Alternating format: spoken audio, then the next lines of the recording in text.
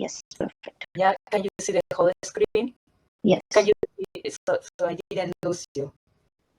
Okay, great. No, we're here. We can see your screen and we can hear you. Perfect. Okay, perfect. Thank you. Congratulations, Anisha. You are a God saver tonight. Thank you. Thank you, everyone. So Kit asked me to talk to you about my work and what has been my what I've dedicated my life in the last almost 8 years, and it has been to find ways how we can adapt technology to serve those that are not being properly helped by mainstream technology. And those are people, older adults, people living with disabilities, and people living with dementia.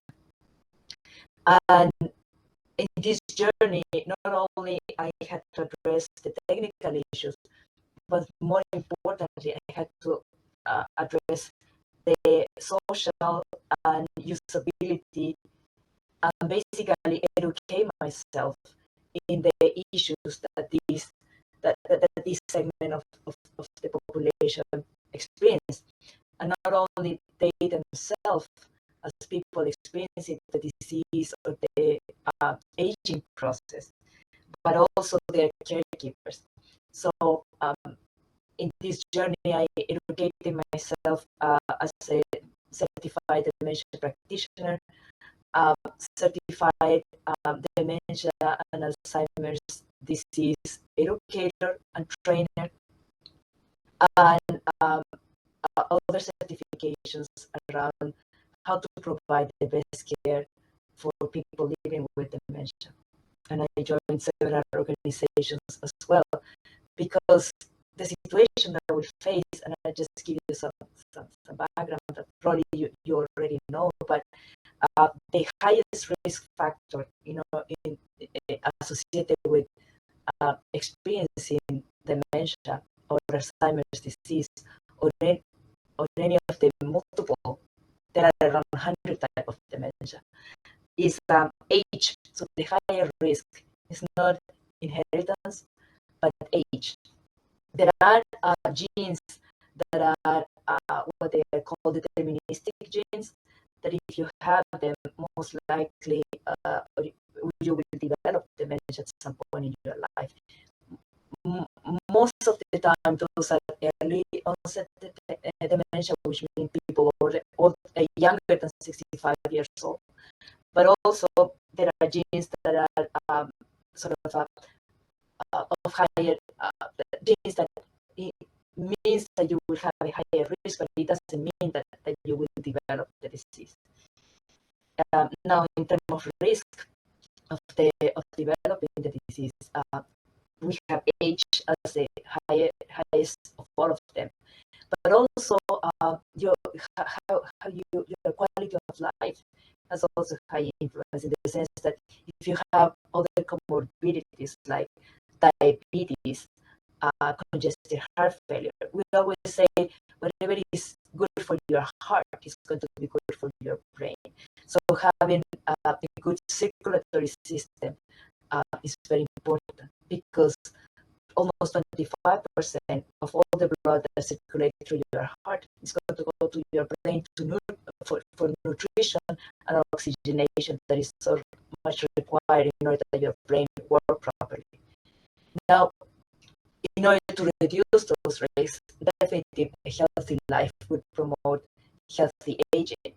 But it's not only around exercise that we all have been hearing a lot about, to have a good muscle tone, a proper exercise that we oxygenate and we provide that the heart pump properly. But also it's very important healthy eating habits. And the Mediterranean diet, for example, has been described as a very positive diet that is rich in vegetable, fruits, nuts, all things that fish, salmon, fish, very helpful.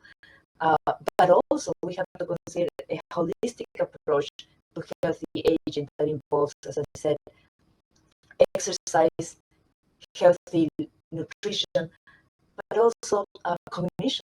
So stimulation and learning new things, always trying to be active.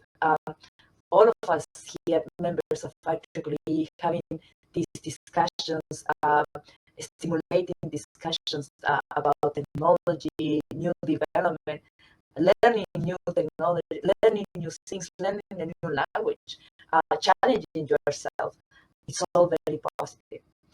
And lastly, social connection, being connected, caring for one another, being involved in groups is also very important. And there are studies starting in Finland and Sweden, sort of in Europe, which have demonstrated that really it's necessary a holistic approach addressing all the four angles. And it's not only exercise or only healthy eating or only cognitive making puzzles or learning a new language, but all the four of them, including the socialization that was so hard to maintain during COVID. So for all of that, all of those aspects, I've been trying to incorporate into my product as we age, as I develop the product. Sorry. Your slide is not moving. No, I haven't moved the slide yet. I'm sorry. I just was setting the stage. Why? And I in answer of what Kid were asking me to introduce, not only the technical aspect, but also the context in which this development had happened. So now I'm going to move the slide, and I hope you can see the next one. So I'm going to talk about in this presentation about the challenges with mainstream technology. I'm going to talk about what Sociavi has done, and I also want to hear your own experience with your own family members, if you could share that with us. And I asked you already to watch that video, because that set the context that caring about dementia is not only something that the medical doctors or the medical field should worry about, but it should be something that all of us are aware of and know how to react if we find someone that feels that may be confused, maybe agitated, maybe misplaced, how to properly react if we find those persons. So, since we're a small group, probably you can share with us, if you would like, what have been your experience with mainstream technology. And please think about your parents, your grandparents, and especially during COVID, what has been the challenges that you experienced? If you could share that with us, that would be wonderful. And I think everyone can unmute it so they can express themselves.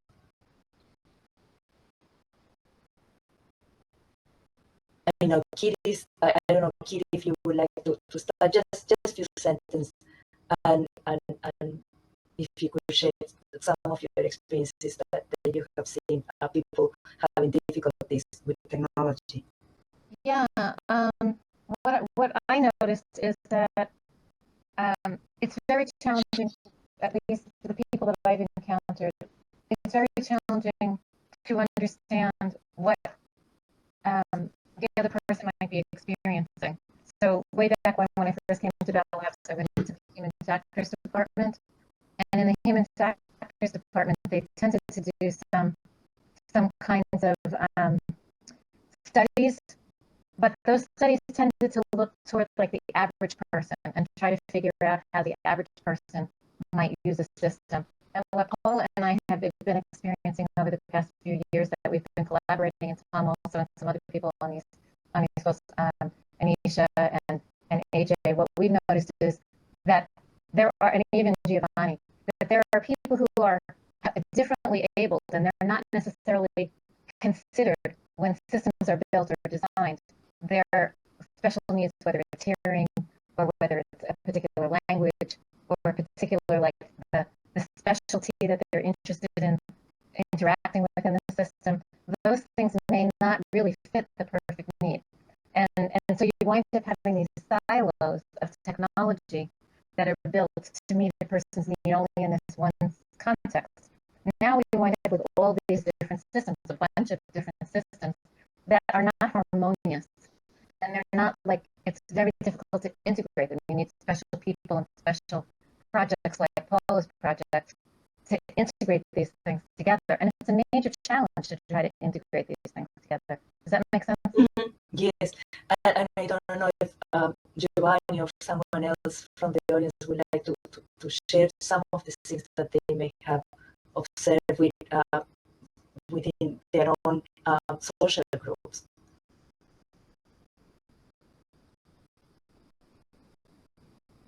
Tom, do you have a couple of seconds? I know Tom has. I'm here. That's great. There you are. Okay. So let me understand. You're wondering about my experience with people with dementia. Is that what? I mean, if you have the experience with someone, not necessarily with dementia, but older adults in general, or persons with some that, like he said, are not part of the sort of the medium of what mainstream technology usually focus on. Yeah, my experience has been in different areas. I had my father-in-law, who was a very smart man when he was younger. He had very severe dementia by the time he passed away. And what was sobering was to see how dementia kills you, because elementary functions that we take for granted, such as managing our bowel movements or our food intake, become progressively difficult for people. And once you are not even able to eat what you should eat, and you don't even feel the pangs of hunger anymore, it's really, really difficult, even for people around you that care about you, to make up for that. That was a pretty sobering experience. I've had additional experience with people with disabilities. I had a very good friend when I was in college who was severely disabled with cerebral palsy. He was essentially unable to move hardly any of his limbs, and he was deaf on top of that. The interesting thing was that he was a very smart guy. He ended up getting a PhD in philosophy at Columbia University, and the Columbia University does not give PhDs away for free. So we're talking about, it was fascinating to see what the situation of a person whose body and ability to even interact with the world are severely impacted, and to realize that trapped in that unable body there was a very sharp mind and a very pleasant person to have as a friend. The interesting thing is that you have to, the able-bodied person has to learn to make up for the very specific disabilities that that very specific person has. For example, in his case, I learned very quickly to talk to him only facing him so he could do lip reading, and unfortunately, shouting. And what was funny about that is after being with him, and I shared an apartment with him a couple of days a week to help him with things, I realized that whenever I met someone with sitting in a wheelchair, I would instinctively start shouting, because with him, he was very hard of hearing. I had to shout. I remember this guy told me, "Why are you shouting with me? My legs don't move, but my ears are perfectly good." I said, "Oops, I'm sorry." So you have to, on the one hand, you do want to be cognizant of a person's disability to help that person make up for that disability without, however, penalizing that person for disabilities that the person does not have. In the case of my friend, the challenge was to remember that he was perfectly smart, simply unable to move his limbs and unable to hear well. And I remember, for example, I would take him to meetings, and he would, more than frequently, not plan ahead carefully the things that he had to do. And I had to tell him, I said, "Look, I'm not going to make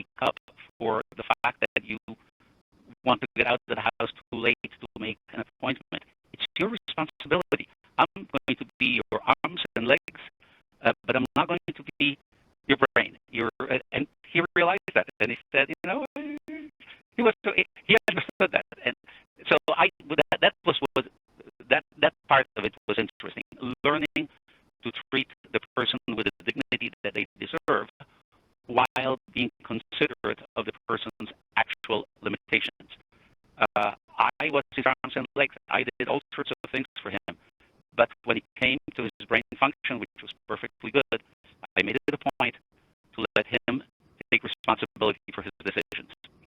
So it's an interesting experience. Thank you so much, Giovanni, for sharing that, because that is exactly how we have to treat people with any type of disability, including dementia. We have to understand the limitations that they have, but we have to also work out and elevate the capabilities that they still preserve. Because it may be true that they are losing memory, but we can be their memory. It may be true that they are losing the capability of rational thinking and sequencing, but we can fill in the gaps for them. That trained you perfectly, Giovanni, for helping and person-centered care for someone living with dementia. Thank you so much for sharing that. Appreciate that very much. So, in my what I consider is I really, after studying and from my own experience and from the experience of others, especially with older adults and people with other disabilities, it may come other categories, but I'm really focused on people, older adults and people with dementia. And I consider that we can categorize the issues that they experience and the limitation of mainstream technologies or the barriers that they may observe in 4 categories: vision, hearing, dexterity, and cognition. And if we consider vision, well, there are normal situations that affect our eyes as we age. We all have the problem about from presbyopia, which is the gradual loss of our eyes' ability to focus on nearby objects. We most likely, most of us have this situation where we have multiple reading glasses and never can find them when we really need them because we have them all over the place. That is normal aging. But there are diseases that are associated with that may come with age, like cataracts, glaucoma, macular degeneration, or diabetic retinopathy. And they may cause situations like blurred vision, slower adjustment to light, reduced peripheral vision, and in the declined ability to process distant and three-dimensional objects. There is even another phenomenon, another syndrome called Charlotte-Bonnet, which is a condition that present hallucinations. And those hallucinations really may vary from little objects that are flickering on the corner of your eye, like an ant or a small or dot or geometrical shape, to something bigger like an insect or character. And even some people really describe huge hallucination like scenes of character dressed with basically dress up, major visions. However, this is not related with dementia because the persons are aware that this is not real, and even through the day, with some eye moments, they may lose those visions and just continue normal through their day. However, there are changes associated due to dementia that affect vision, and the vision is particularly how we process the visual information, how we understand the world around us. We may have less sensitivity to variation in contrast between objects and background. We may have a diminished ability to detect movement, reduced ability to see different colors, problem directing and shifting gaze, a problem recognizing things and faces, and reduced sensitivity to depth perception. So when we talk with someone with dementia, like Giovanni was saying with his friend, we always have to talk to them at their eye level, in front of them, because of this limited field of view that is shrinking as the disease progresses. So this is one of the challenges, how we address all these situations that we know that persons are experiencing. Now, the second category is related with hearing. It's staggering the number of people living with some hearing loss or hearing difficulty. In the US, 1 in 3 persons aged 65 to 74 has hearing loss, and 50% of those 75 and older have difficulty hearing. So addressing the hearing problems in all the population is a major endeavor because it affects so many people. Dexterity is another phenomenon, and actually when I was studying this topic, I found an article of research in the UK which was quite interesting. Many in the UK, 5.6 million people over 65 years old find that the traditional functionality of touch screen is difficult to use. And for them, and on top of that, if you think about how dependent we are on these tablets and touch screen, and how complex the vendors have made them in order to expand their functionality, that you have just a web page describing the basic features, the basic gestures for the iPad, include a tap and a scroll, a swipe, a flick, a drag, a pinch, and zoom, and those are just too cumbersome for older adults. And what this study from the UK found is that there are, on one hand, a phenomenon that many older people experience, which is dry or thick skin. And what it manifests is that the electrical conductivity of their skin is such that those touch screens, the capacitive screens, are not able to identify properly where that person is pointing on the screen. So the responsiveness of the touch screen to the touch from those older adults who experience this phenomenon is very bad. Therefore, they are not responsive to their gesture, just to the gesture of touch. Other barriers that appear are consequences of diseases and conditions that older adults may experience, like Parkinson's disease, multiple sclerosis, or arthritis is so common in older adults that they experience arthritis, and therefore touching or manipulating this touch screen becomes difficult for them. And on top of that, associated with dexterity, we have the issue with cognitive decline, where they don't have proper, as we were describing before, this proper visual, spatial, and executive function for touch accuracy. So therefore, those screens are very difficult for them to use. Lastly, there is all the area of condition. With dementia and even with aging, we are not as tuned in order to have a complex sequence of tasks and steps and just the overwhelming of all this overstimulation that many of these mainstream technology offer. On top of that, we have the situation that we have a reduced vision with aging and the issues of visual spatial recognition that we were talking about with dementia and conditions like that. So all of that make it very cumbersome to operate any of the modern devices. On top of that, we have the issue that limited memory and attention also contribute to this barrier, and the lack of rational thinking in the case of dementia. It limits our processing and our ability to follow steps and all the things that we have to remember in order to operate properly those apps that are available in mainstream technology. So what are the solutions to these challenges? Well, we can make it work if we take these challenges into account and we adapt technology. My claim is that we have to do adaptations and go more towards simplicity. So in the case of vision, we have to increase the size, we have to increase the contours, we have to simplify the user interface.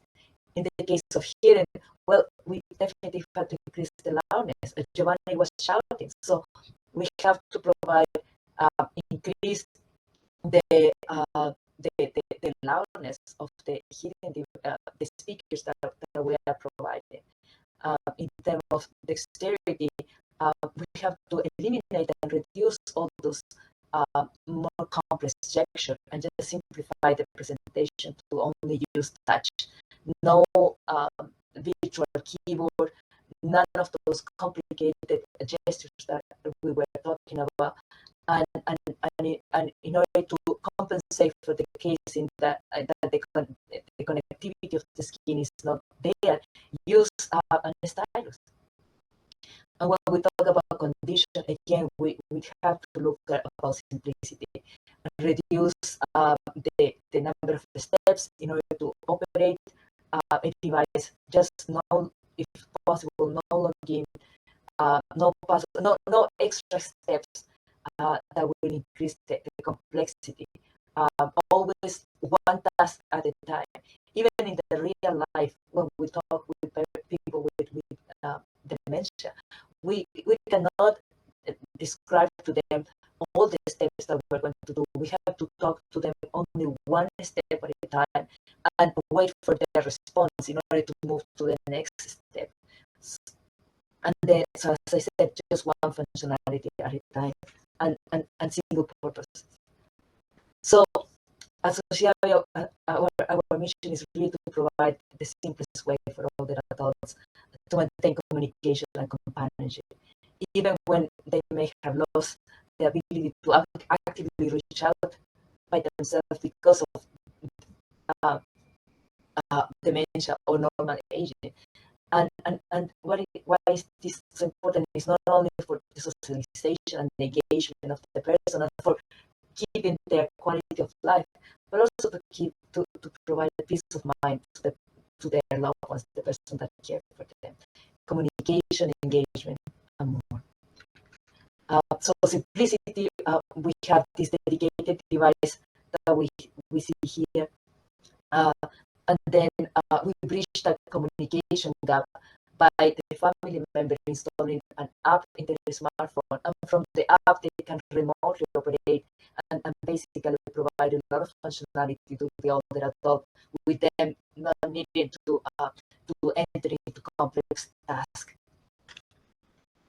So we have the capabilities of sending photos, sending reminders and alerts, and also have a live face-to-face video visit without the complexities of starting a Zoom meeting and asking for the host password or anything of that nature.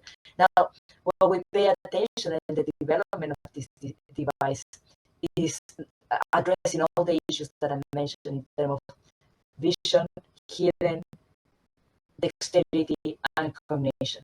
So vision we address by being a very large screen, is 13 inches screen, which we know that it's large enough for them to see properly. Hearing we address that by increasing the loudness and even modifying the gain of this traditional speakers in order to compensate for this hearing loss. In the families that I've been serving, even in the case of hearing aid, sometimes they still have difficulty hearing, and sometimes even using the hearing aids can be a little bit cumbersome. So being loud enough is very important.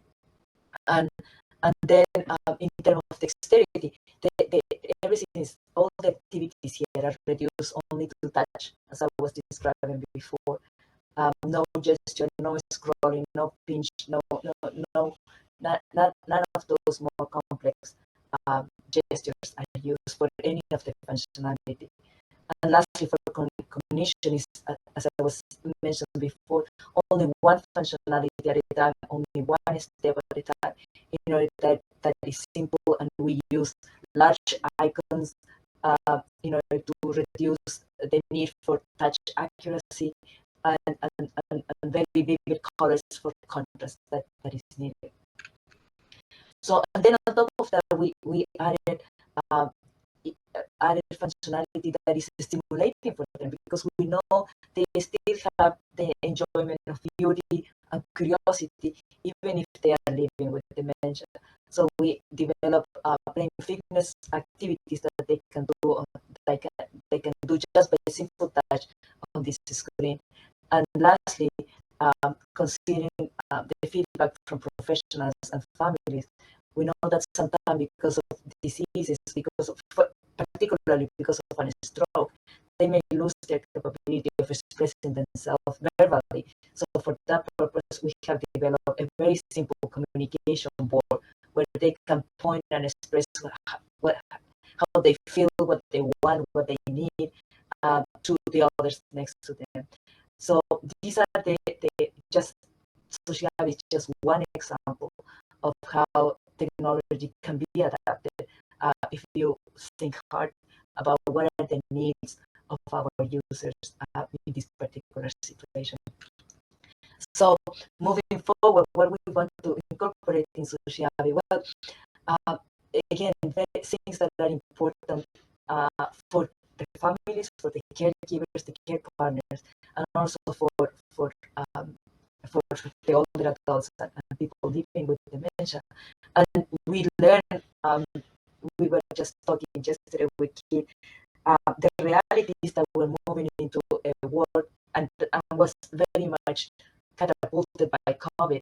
We're moving in virtual spaces where we transition from physical world to virtual worlds like we're experiencing right now, sharing experiencing virtually. So we want to incorporate more interaction into Sociavi in virtual collaborations that the families can initiate videos or activities or games that will engage and allows them to participate simultaneously with their loved ones. We know that poetry and spirituality is important for older adults, so we want to incorporate more content targeted to those areas. For caregivers, more education and self-care. And then there are some interesting research that has been pointed out that if you align the stimulation with the restoration of the cardiac circadian rhythm, you can achieve very positive results. So if we can be able to incorporate into Sociavi the fact that we're showing imagery that is awakening in the morning, and then on top of that, mix that with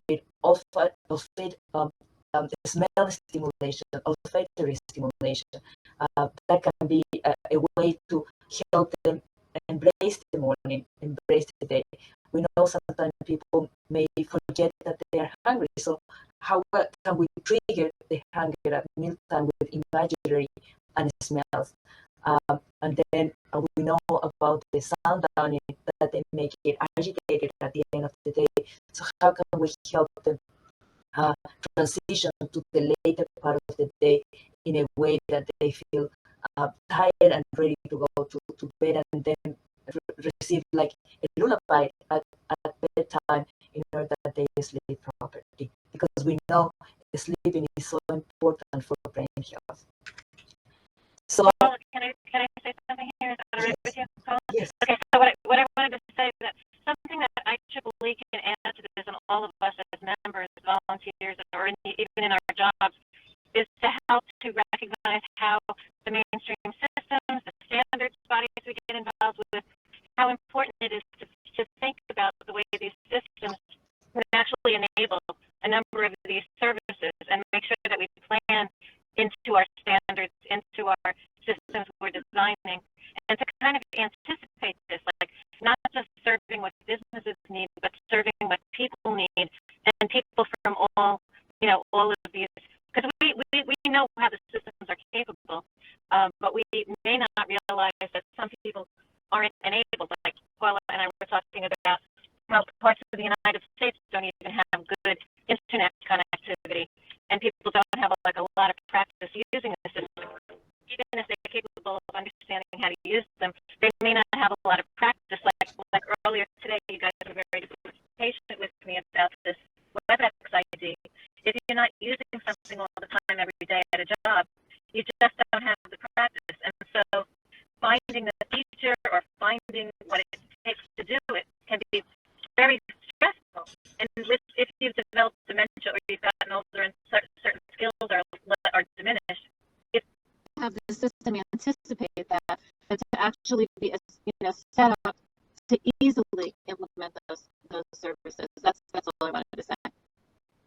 thank you very much. And that is pretty much the end of the discussion.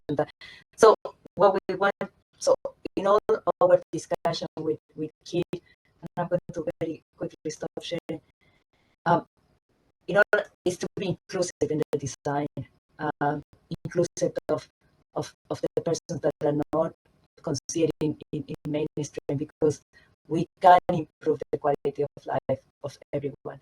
Like again, I'm sorry, I'm mentioning Giovanni because he gave such a beautiful example with his friend, recognizing the capabilities that they have and adapt technology to make the best out of what they can do, what they can accomplish. So that's sort of the message from today. And Keith, if you have any other comment that I haven't touched in this presentation, please let me know. Can I ask a question? You mentioned a lot of what, and I think many of the people around this call are familiar with like the hearing aid projects that we've done. A lot of people on this call have been involved with them, doing great things with Sight and Hack and other kinds of efforts to become more familiar with what's going on in this domain. And so, we're just like sort of reaching out to everyone now with this meeting, and it's hosted, of course, by New Jersey Coast as well as North Jersey, but it's meant to try to share these people thinking about how we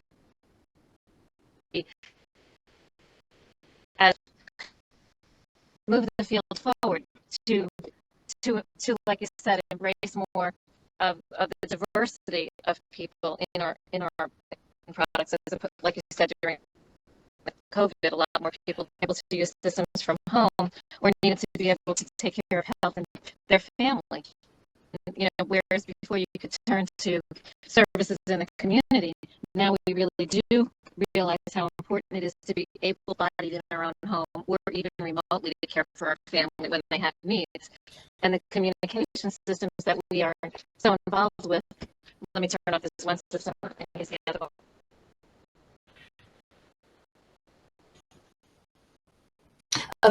I'm being mindful of all the aspects, right? So we have cognition, but also culturally appropriate and age appropriate, and so we when design products that they really take into account all the spectrum of the stakeholders, even the description of the how we present the information that is at the appropriate educational level of the persons that are receiving that information. Right. In our most recent program, we were working on health and medical device literacy, and so just built into these systems, we can enhance the ability for people to understand the health aspects of their loved one or their family member, and to help that family member to understand what's happening to them if they're being examined, if they're having a blood pressure taken, if they have a wound that needs wound care. All of these things really can enhance quality of life for our loved ones and help us as family members to meet those needs. Yeah. Before we move on, can we take a picture? If everyone can turn the cameras on for a second, so we can put it in the newsletter that we had this meeting. Oh, sure, that would be wonderful. And I also have to say we should put the IEEE Day logo in there and take the picture too. I have the IEEE logo in my computer. If the IEEE Day, so we could take 2 pictures. Yeah. Okay. Thank you. I appreciate it.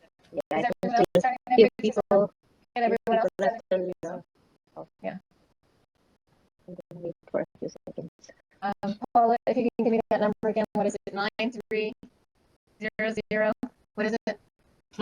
If I remember. I'm sorry for being so inexperienced with the WebEx. One of these days I'll get. Oh, it's 933003. Okay. 933003. Okay. So I have to do something here. No, you just I think take. I'll just take a screenshot because I think that's all the videos that you Just take. Okay. Okay. Share web. All right, done.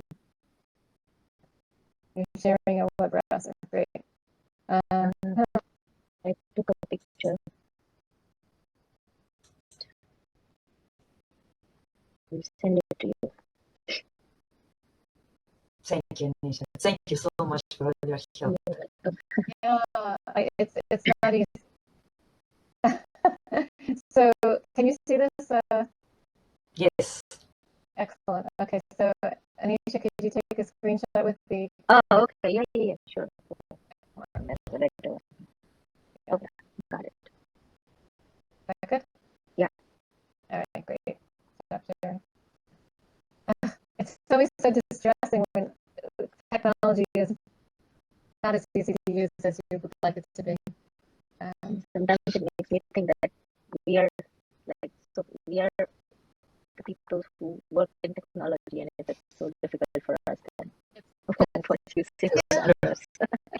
And it's distressing because you can't use it until the moment, right? Like I couldn't sign on early and learn what was wrong, so now at least we all know. So does anyone have any question about the presentation, the issues that I've been working on, or the issues? Yeah, I had one question about the device that you showed about the Sociavi.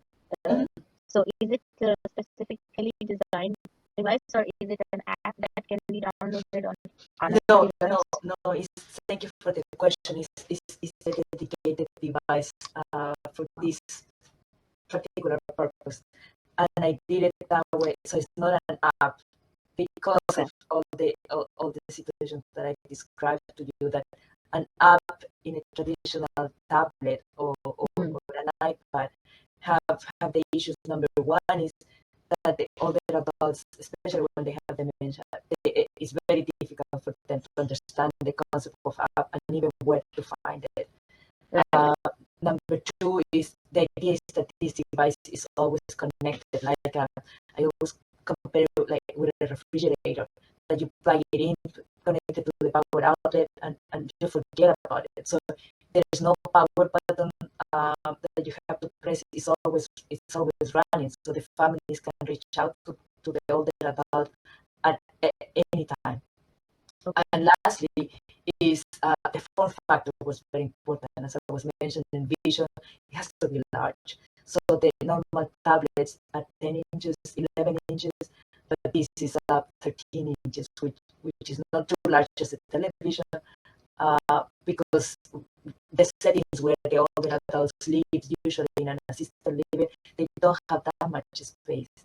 But it was required to be large enough. We have gone through several iterations on the design, and this was the best for this moment. It doesn't mean that we're not going to improve. We do want to improve and probably go to a little bit larger and some other design changes, but so far we really needed to go to a larger screen. So if we want to get a device for someone in the family, do we reach out, or like how is it available? Like, so it is online. It is online. It's on my website, sociavi.com. So that's the current way of acquiring the equipment. And for the hearing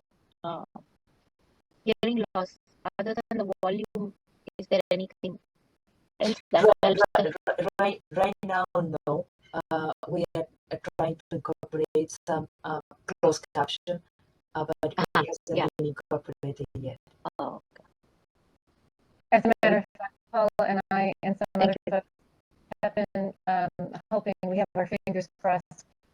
We put a proposal into NSF to work with a gentleman from George Washington University who is deaf. He's living in the deaf community, so it's even more than just closed captioning, which Tom and Giovanni and Paula and I and some others who have been working on for a while with closed captioning and using speech to captioning. But what we really like to do is we'd like to fully engage the deaf community so that we have more, sign language involvement, because that's a primary language. That's the language people communicate in when they're in the deaf community, as opposed to having to read English, which isn't the first language. It's always nice to think about the language people find easiest, their primary language.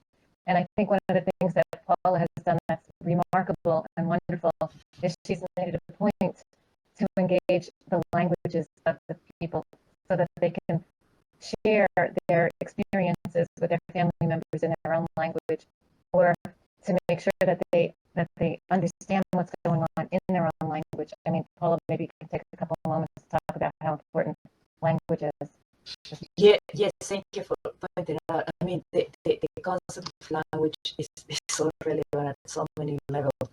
On one is the mother tongue, the first language that you learn. We know, just mentioning again in reference to dementia, the person navigate. I mean, definitely they revert back to their mother tongue. So having the capability to present the icons and the user interface in their own language is important. Now, the fascinating aspect that we learned by this work with this professor in Washington is that I personally was not aware is how important for them is to communicate in their own sign speech language. So with this project, we're really focusing not only in speech to captions and vice versa, but true translation to sign language, because that's what they consider their first language. And interesting, just very recently, keep made me aware that the government has incorporated the translator to the White House, which was not there in any previous situation, which was very important. Now we have a speech to sign language translator, and then all the announcements are given in the correct sign language. So that involves hiring two people. It involves hiring a hearing person who works all the time with the deaf person who's the sign person. So that sign person is deaf. She lives in the deaf community and signs for her primary means of communication. It's an authentic language that way. So when she presents the signing from the White House, she's speaking her own mother tongue. And she needs a staff to help her in order to do that. And this is the first time that's ever happened in the White House during this administration. It's really remarkable. Yes. So, and then we were talking a little bit before in terms of the appropriate level for understanding, and it's culturally appropriate, age appropriate, educational appropriate, literacy appropriate. All of those are different dimensions that are important to consider when we're speaking with, and when it's not speaking, it's communicating with others. Right. Yeah, I think another difficulty would be like if the hearing loss has come at a later age and even memory loss, then it may be difficult for them to learn sign language at that age, and then they may just choose just not to. Just stay away from everything and just be aloof. Exactly. Like shy away from socializing. Yeah. Which is what Giovanni was talking about before, right? Is if a person has a not obvious way of communicating, it's really difficult for the people around to reach them. Eventually, they give up, and that's the saddest thing. And I think what Paula most importantly does is she tries to remind people how important the socialization is, and how important it is to make it to just make sure that happens, And systems are good at reminders, right? Systems are good at setting up a schedule or presenting things that they already know you like. And that's something that she's really optimizing in her system. Show pictures you like, music you like, even making an appointment to call your children or call your friend. That can be very important to make sure people don't get lonely and depressed. Yes, and Anisha, to your point is true. They may not be able to hear. However, still we preserve the capabilities of beauty and vision, and even if you have the opportunity, and there is some research that we're looking into also, how to stimulate the tactile stimulation. Exactly. Yeah. Which is also something that they preserve. So yeah, we can do better. We don't have to give up. We can do better. I have a comment and a question. Yes, thank you. This is Amrutu Narasimhan. There are 4 stages of Alzheimer. The first stage is dementia, where people tend to forget short-term things, short-term memory is lost, and that's a problem that most of us, as they grow old, what happens is in the brain there are millions and millions of neurons, and there is a protein deposition in between 2 neurons, which disrupt the communication. That is the root cause of the whole problem that exacerbates as we go through Alzheimer's stage 2, where people, are not able to do some of the functions, and then third, they are not able to do even a basic functions, and fourth is when the operation of the heart and other functions are disrupted. So those are the root causes of the Alzheimer, and I hope the medical field comes out with some remedies for those things. And what you have presented today is an excellent thing for dementia, which really gives some happiness to the person who is going through that process. And it is an amazing thing. And if the technology is savvy before they were, in the dementia, that would have been good. But what happens to people who are not even technology savvy? Can you help them to use your technology to do these things, or just leave them alone as they never touch those things? Like my mother never had yet to use a computer or iPhone or anything like that, never in her life. So I'm just wondering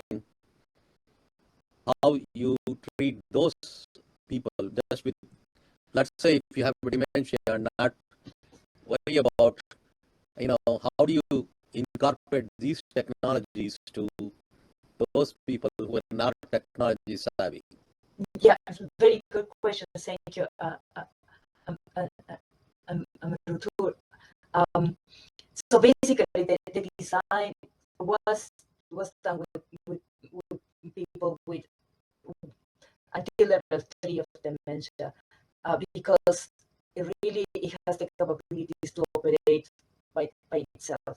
So all and everything is controlled remotely by the family members. So they don't have to, if the device is capable of basically being usable for different levels of capabilities. So if they don't have the capability to understand anything, they can be just the receptors and the beneficiaries of the interactions from their family. So the families are sending the photos, they just see the photos in a slideshow of pictures. They don't have to touch anything. If the families want to video call them, have what we call video visit, the families just press a button on the app and then start talking with their loved one. The loved one doesn't have to touch anything on the screen in order to enable that video communication. If you have an alert, the family set the alert and the screen starts flashing and making, and they don't have to do anything. So really, that's how everything was set up.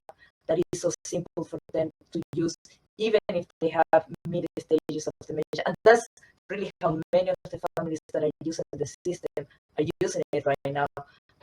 People in memory care settings, where this is the way that the family members check on their loved ones and have an interaction with them, and they don't have to worry that my mom is not going to know how to use the technology. That's an excellent comment, because my mother had to go through the stage of 1, 2, 3, 4, But second stage, I mean, we tried to put her. She was interested in South Indian classical music, and the person nurse who used to play that music, she was very happy, and things like that. And then we also show the pictures of the family, grandkids, and all that. She was very happy to see those things.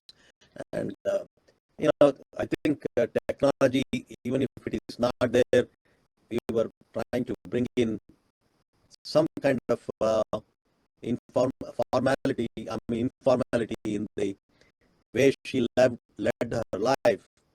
She wanted to be happy when she sees those grandkids playing and all that. That's beautiful. Exactly. That whatever it brings them joy, that's what we want to achieve in those stages. Absolutely. And you Thank can you. see as technology progresses like this, that we want to make sure we protect people. Because if we're going to be controlling it remotely, we want to make sure we have standards for privacy and security, and who has access to control it remotely. And that would be, that's the kind of thing that I think, this discussion within the context of IEEE is so important too, because Paula and I and others on this call are involved with the new standards. And this is the direction we want to take the standards to help enable these kinds of services remotely and protect people from, malicious actors and stuff like that, or loss of their privacy, loss of their autonomy, of their agency. Yeah. Great. Thank you. Well, thank you so much for the opportunity to share information with you and for your question and interaction. Thank you. I really Thank you. appreciate Thank you for this nice, wonderful talk. Thank you. Thank you. And anybody else have a question? Is everybody okay here? Excellent. Thank you. Great. Thank you. Yo, Thank you so much. this. Thank you. Thank you, Paula. That was great. Thank you. Thank you. Thank you very much. Bye-bye. Thank you. Bye. Sign language for applaud.